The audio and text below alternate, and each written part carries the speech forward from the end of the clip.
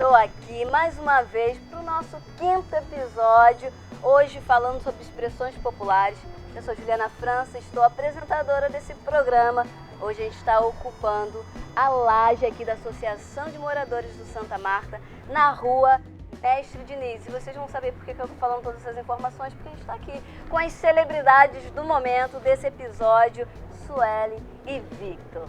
Já vocês vão saber mais o que tem a ver o nome da rua com Victor. Já dou esse spoiler aí para vocês.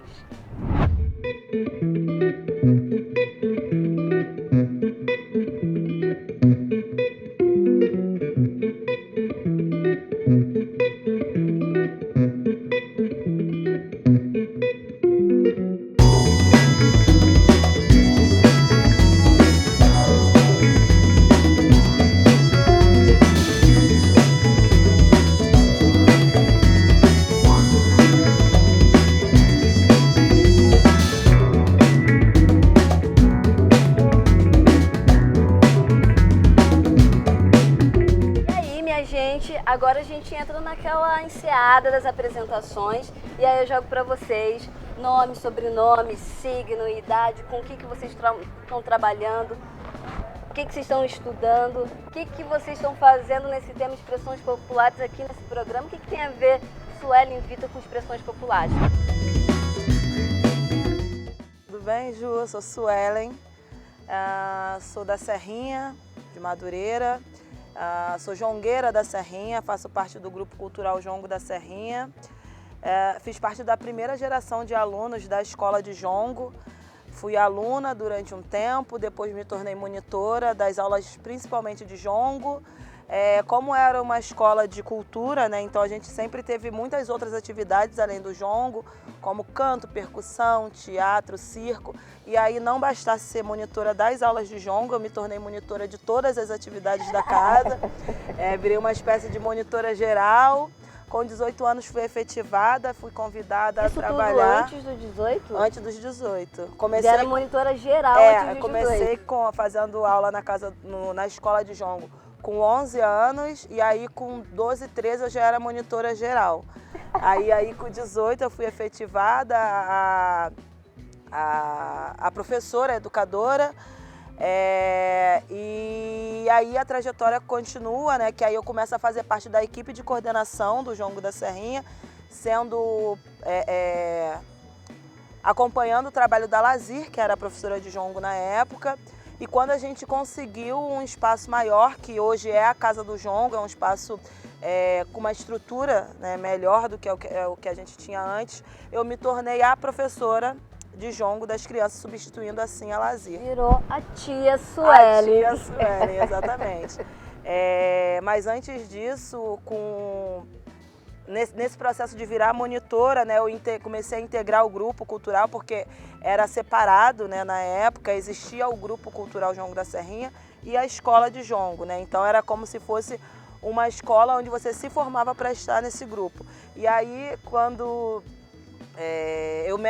todo mundo menos esperava, até eu mesma, eu já estava integrando o grupo, já saí levando uma leva de crianças junto comigo, né? Então, acho que para a gente começar o papo hoje é assim que eu me apresento. Bom, e prodígia. Vai, Victor. Meu nome é Victor Rodrigo, né, tenho 16 anos, faço parte da Folia de Reis. Como ela disse também, eu também fiz parte de uma escola antes de me integrar a Folia, né, a escola de Folia de Reis Mestre Diniz, onde a gente também fez uma leva de crianças, crianças / adolescentes, que também foram para a Folia hoje. E eu também me formei lá. Qual é o nome da escola? Escola Folia de Reis Mestre Diniz. Não sei se vocês lembram da informação que eu dei, não sei se vai aparecer na edição o nome da rua que a gente tá, mas guarda essa informação. Continua. Eu me formei, né, e fui hoje estou na Folia de Reis, estou fazendo 6 anos esse ano, comecei com 10 anos, entrei na escolinha, né, como a gente diz, né, escolinha. E hoje tô aqui na Folia. Aqui, tá na Folia. Fazendo meu 6º ano, né? Daqui a pouco na folia a gente tem uma promessa de 7 anos, desde quando você entra na folia, você tem uma promessa de 7 anos. Eu estou quase fazendo essa promessa, né, com 16 anos. Com 16 anos, só prodígio.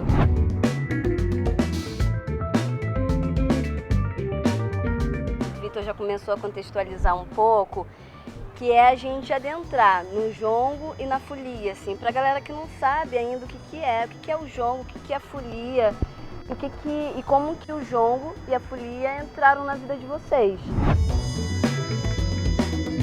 O jongo, ele é uma manifestação cultural da Zona da Mata, né?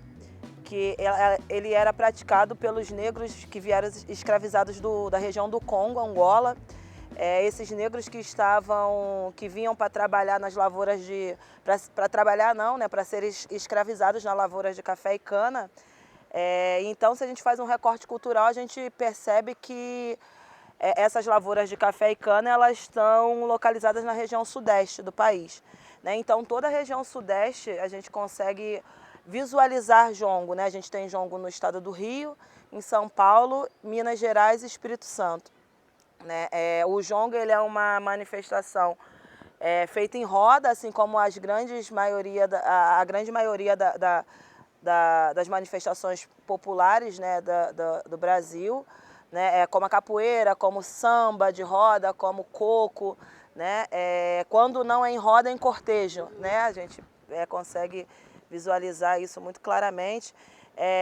Então, o jongo, ele é praticado em roda, ele tem alguns elementos bem peculiares, né, e que fazem com que a gente consegue visualizar bem o jongo. Ele é feito em roda, ele tem uma dança que acontece dentro dessa roda com um casal, ele tem 3 tambores que são tocados mutuamente, né, dentro da roda, tem canto e percussão corporal através de palma. Na Serrinha, o jongo, ele surge com a família Monteiro, que é a família da Deli Monteiro, né, que quem trouxe o jongo, né, do Vale do Paraíba, né, foi vovó Maria Joana, a avó da Deli. E aí é muito curioso entender, né, que quando a vovó Maria Joana começa esse movimento do jongo na Serrinha, outras famílias, né, se interessam por esse jongo e criam alguns polos de jongo, né? E aí o jongo, ele tem uma característica que é muito bacana, que é familiar, né? Hoje em dia a gente tem um único grupo chamado o Jongo da Serrinha, lá na Serrinha, mas o jongo, ele sempre foi praticado dentro das famílias. Cada família tinha seu jongo. Por exemplo, a minha família é a família Simplício, e na minha família tinha jongo, né? E continua tendo, só que em formato, vovó Maria Joana e mestre Darcy percebendo, porque o jongo, ele era uma manifestação só de pessoas idosas, que a gente chama dos cabeças brancas, né? Jovens com a minha idade, né, que eu tenho 33 anos, não poderiam participar. Pessoas de 16 anos, nem sonhava. Minha mãe, com 58 anos, também não poderia. Eram só aqueles senhores, bem senhores mesmo, né, da cabeça branca, e senhoras que podiam participar do jongo. E vendo que as famílias, os mais idosos estavam morrendo e a tradição do jongo estava se perdendo, vovó Maria Joana, junto com o filho dela, o mestre Darcy, que foi um grande inovador do jongo da Serrinha, decidiu... O mestre Darcy, ele trouxe outros elementos para o jongo, exatamente. Né? Ele fez um caminho que foi contrário, né? Ele, dentro da Serrinha, ele não conseguia apoio porque, por ser muito tradicional, os mais velhos achavam que era absurdo ter pessoas mais jovens e tal. Então ele começou a sair da Serrinha, buscar a universidade, buscar... Isso, 60 mais ou menos. Isso, na década de 60. E aí ele começou a buscar outros elementos, ele acrescentou o terceiro tambor, que é o tambu, que é um tambor falante. Ele acrescentou instrumento de percussão, de corda, né, junto com a percussão, porque... o mestre Darcy dizia uma coisa que é muito bonita, né, de se pensar: quem dera ao negro na senzala ter outros instrumentos para tocar. Né? Então, a partir desse olhar dele, desse pensamento, ele consegue acrescentar coisas dentro do jongo sem mexer na tradição. Né? E aí, a partir dessa perspectiva, ele sai, ele vê o mundo de uma outra forma fora da Serrinha, e aí ele cria uma escola de jongo. E junto, na verdade, ele cria o grupo do jongo, né? Porque com essa coisa dos jongueiros e das famílias deixando de fazer jonga, ele junta todo mundo num único grupo. E aí, a partir disso, cria-se a escola de jongo, né, que é uma escola fora dos moldes tradicionais, né, mas pensando em dar continuidade ao processo, à disseminação do jongo dentro da Serrinha. Maneiro, maneiro. Eu tenho que ficar me segurando aqui porque, enfim, tem peixes no mapa, toda hora quer chorar, tem vontade de chorar. Vai, Vitor, fala um pouco de como você foi parar na Folia de Reis, o que é a Folia de Reis e o que tem a ver o nome dessa rua com a sua história. Bom, a Folia de Reis é uma cultura muito antiga, né? Ela começou com os soldados de Herodes, na época que o menino Jesus nasceu, né? Que na época que o menino Jesus nasceu, Herodes não queria perder o seu posto. Então, ele falou para matarem todos os recém-nascidos da região. E ele mandou os soldados dele irem matar o menino Jesus. Chegando lá, eles não tiveram coragem de matar o menino Jesus e por conta disso não poderiam voltar, né? E por conta disso eles começaram a viver refugiados. E assim eles pegaram uma identidade de palhaços, que nós chamamos hoje os palhaços, né, da Folia de Reis, que eles botavam máscaras, roupas e falavam poesias e versos para as pessoas e com as máscaras para deixar as pessoas assustadas e longe deles, né? Porque eles não poderiam revelar a identidade, sim, afinal senão... estavam fugidos. Sim. E aí eles falavam versos para receber dinheiro para poder se sustentar. E aqui a Folia de Reis, a nossa Folia de Reis, ela começou na Ilha do Governador, né? E foi se popularizando, né? E teve uma época que a grande maioria das pessoas eram daqui do Morro Santa Marta. E aí, se eu não me engano, o mestre Dodô veio para cá, para o Santa Marta, migrou a folia para cá, né? E ela começou a se estabelecer aqui. Sim. E aqui virou uma cultura muito grande aqui dentro do Santa Marta, né? Uma coisa que é bastante... Tem muita gente que vê a Santa Marta, que tem aquela folia, né? E aí depois a gente teve o meu bisavô, mestre Diniz. Finalmente, revelado, Sim. Seu bisavô, Meu bisavô. que tem nome de rua, Sim. que é essa rua que a gente está aqui embaixo, logo embaixo. Então fala um pouco da história do mestre Diniz. O mestre Diniz foi uma pessoa muito importante aqui no Santa Marta, né? Uma pessoa muito respeitada, principalmente por conta da folia, né? Porque todo mundo conhecia a folia, então não tinha como não conhecer o mestre Diniz, né? Porque ele era a pessoa que comandava. Uma pessoa muito alegre, muito... Todo mundo tinha um apreço muito grande por ele, né? É tanto que hoje, aqui na quadra da Mocidade Unida, ele tem uma pintura, tem uma pintura dele. Em homenagem a ele. Uma homenagem a ele. Sempre quando a folia passa por lá, a folia tem que fazer uma homenagem a ele, né? Como a gente diz, ele é nosso mestre eterno. Sim. O nosso mestre que passou mais de 30 anos no comando da nossa folia, né? Infelizmente ele veio a falecer em 2009, por conta de um câncer. Mas aí ele foi deixando os filhos dele e os herdeiros, né? Que somos o meu tio-avô, que veio a falecer no ano passado, que era mestre da folia até o ano passado. Ele faleceu por conta da Covid. Qual é o nome dele? É José Henrique. José Henrique. Como a gente chama, Riquinho, mestre Riquinho. Mestre Riquinho. Ele veio a falecer ano passado, por conta da Covid. Foi uma perca muito grande pra gente, né? E hoje esse posto foi passado pelo meu avô. Meu avô, né, mestre Ronaldo hoje. Antigamente, mestre Palhaço, ele foi o nosso palhaço durante mais de 30 anos também. Ele era o nosso mestre palhaço. E esse posto hoje foi passado pro meu tio. Vê tudo família, né? Sim. Tudo... Fica aí o questionamento. Quem será o próximo?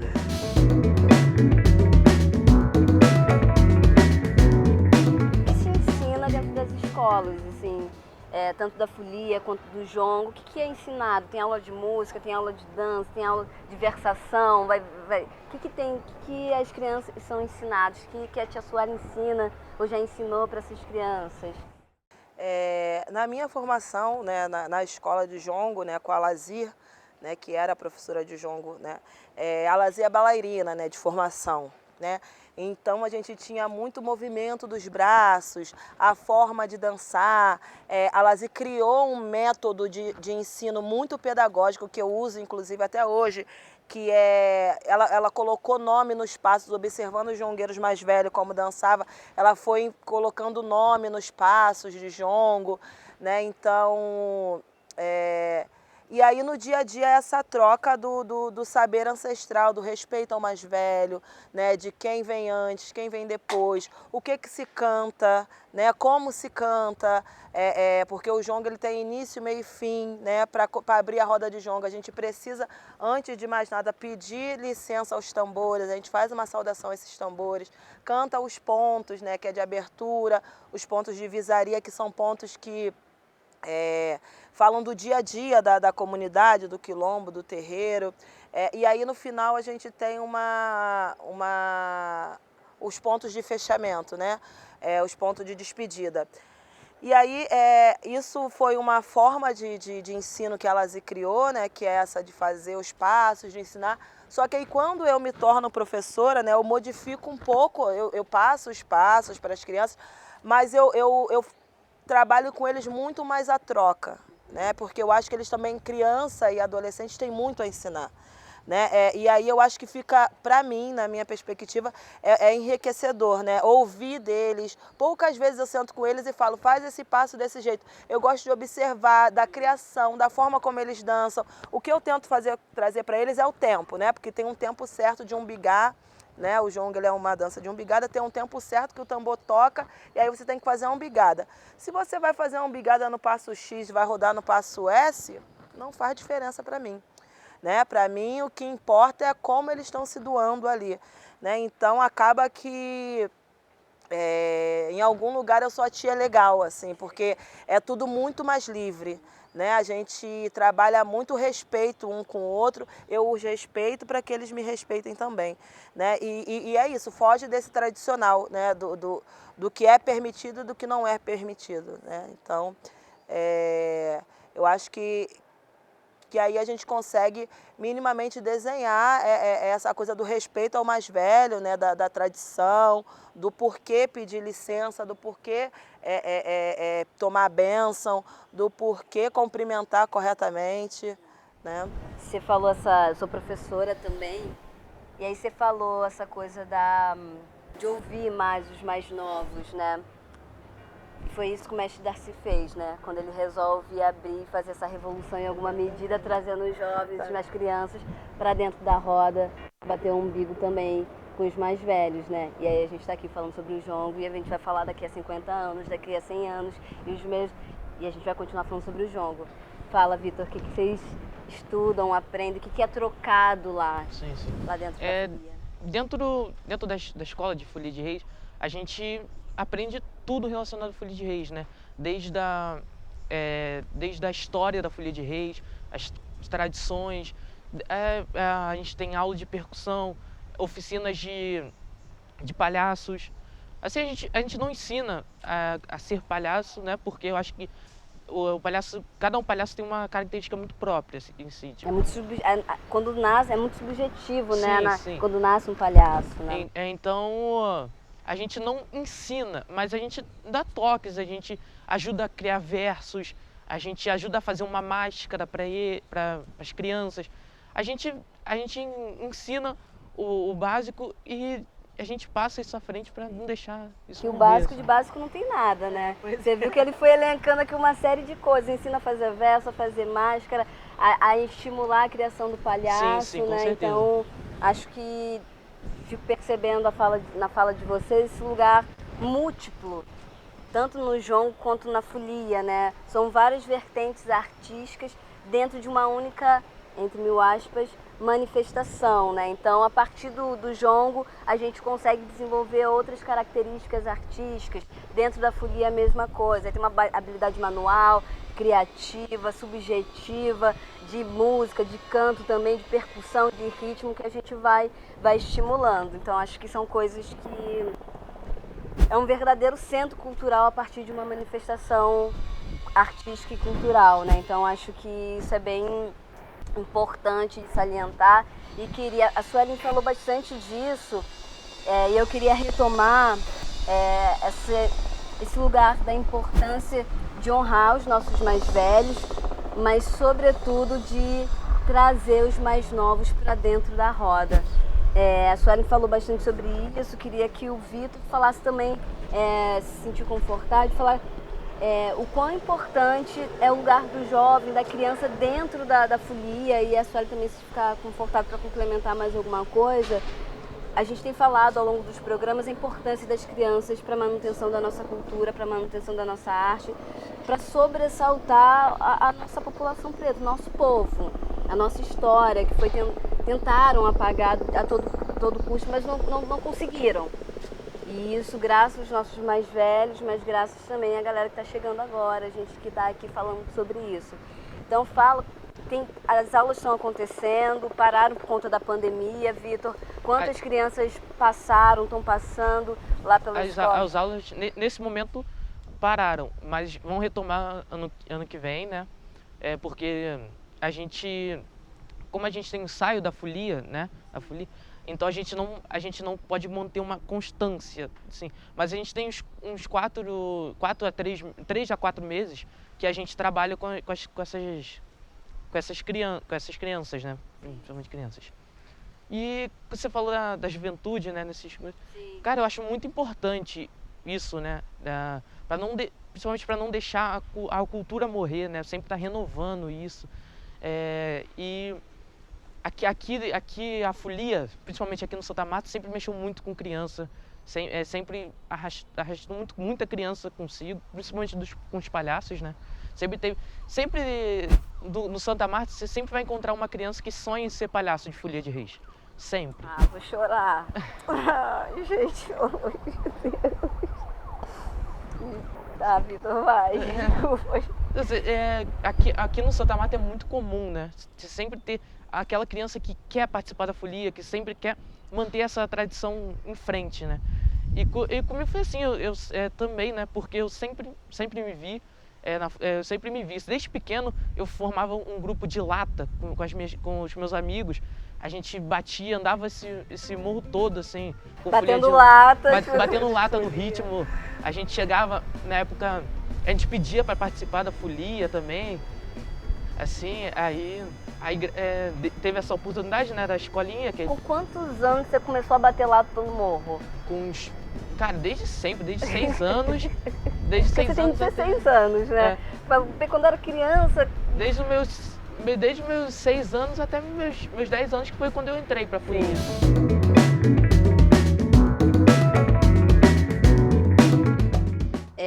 A gente entra agora numa parte do programa que a gente fala sobre os nossos sonhos e desejos, o que a gente tem sonhado para a folia, para o jongo, quais são os nossos desejos para essas manifestações culturais que herdamos dos nossos mais velhos, das nossas mais velhas, e em outras áreas também, o que vocês estão sonhando para as crianças mais novas? Assim, para folia eu tô sonhando bastante continuidade e força, né?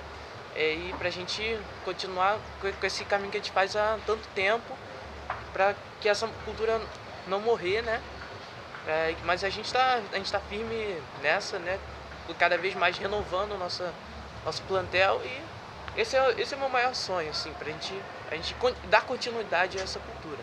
É isso, é pensar continuidade, é pensar em fortalecimento, é pensar em estrutura básica, mínima, para que as coisas aconteçam, né? Dentro da Casa do Jongo, que é um espaço de formação dessas crianças, nas comunidades jongueiras, né? Pensando a rede de liderança jongueira, a rede de liderança de juventude jongueira, é pensar como que a gente consegue se manter. Eu espero mesmo, Vitor, que você seja um homem grande, né? Que você cresça, cresça, cresça, suba, suba, suba e leva o que é seu com você. Ah, eu vou falar mais o que, minha gente? Não tem mais nada para falar, a não ser agradecer. Eu queria agradecer imensamente, Sueli. Muito obrigada por ter aceitado o nosso convite, por estar aqui nesse dia ensolarado.